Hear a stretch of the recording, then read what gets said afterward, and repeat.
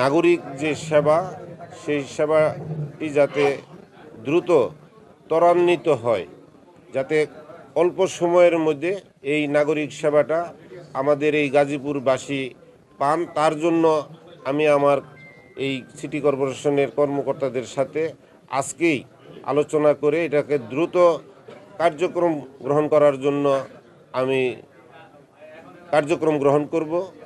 একটি পরিষ্কার পরিচ্ছন্ন গাজীপুর সিটি কর্পোরেশন হিসাবে গড়ে তোলার জন্য কাজ করব।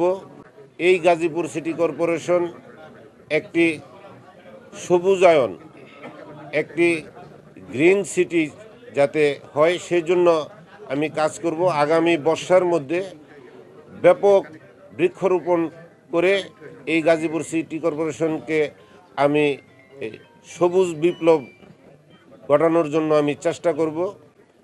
এখানে আমাদের যে শহর থেকে একদম পুরা গাজীপুরটা এখনও পুরা শহর হয়নি, কিছু গ্রাম অঞ্চলও আছে। সকল কানেক্টিং যে রাস্তাগুলো, এগুলো এখনও সচল হয়নি। এই রাস্তাগুলোকে শহরের সাথে এবং একদম ঢাকামুখী রাস্তার সাথে পুরোপুরি যাতে সচল হয়, সেই সচল করার জন্য আমি কাজ করব। এবং এখানে সবচেয়ে বড় একটি সমস্যা হলো যে মশা।